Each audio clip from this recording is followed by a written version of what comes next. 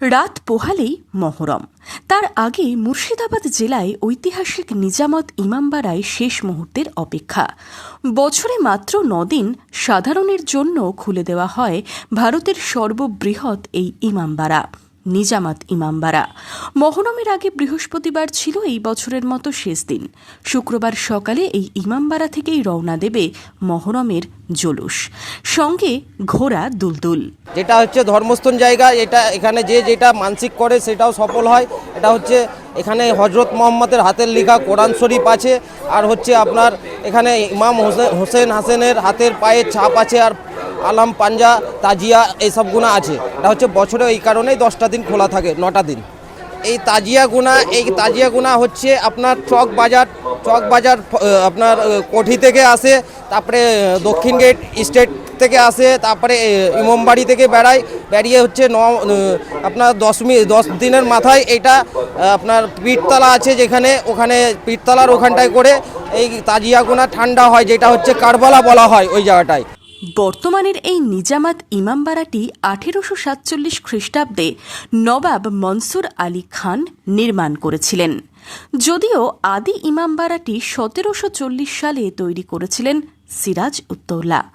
1842 এবং 1846 সালে সিরাজ উদ্দৌলা নির্মিত পুরাতন ইমামবাড়া আগুনে ধ্বংস হওয়ার পরে নবকলেবরে 1847 সালে তৈরি হয় এই ইমামবাড়াটি। এই ইমামবাড়াটি ভারত ও বাংলার বৃহত্তম ইমামবাড়া। ইমামবাড়ার মধ্যে রয়েছে ঐতিহাসিক তাজিয়া। সেই তাজিয়া নিয়ে হয় মহরম। সমাগম হয় সাধারণ মানুষের।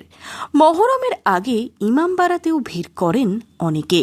আগে যা ভিড় হতো, এখানে লাইন দিত, সিকিউরিটি গার্ড, পুলিশ সব গার্ড থাকতো।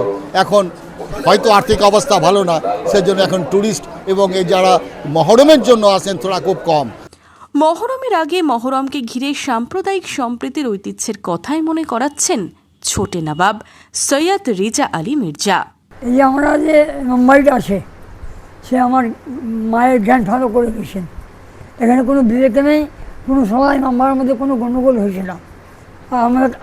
আমাদের এখানকার পরিস্থিতি কী আছে কি, আমরা শুধু মহরম আমাদের নাই, এই মুসাদের ইতিহাস আছে, 700 মন্দির আছে, 900 মসজিদ আছে। মন্দিরে ঘন্টা বাজে, মসজিদে আজান হবে, আমার বাবা করে গিয়েছে। এখানে কোনো বিবেক নেই। আপনি বিশ্বাস করবেন না, আজকে মহরমে 8 তারিখ আগুনের মাধ্যমে হবে, কালকে জুলুস হবে। আমার এখানকার মা বোনরা 10 দিন মাথায় তেল দেয় না, মাছ খায় না। এখানকার ইয়াং ছেলেরা জঞ্জির মারে, ইয়াং ছেলেরা আগুনের মাধ্যমে হবে। Bureau report, imagine community media.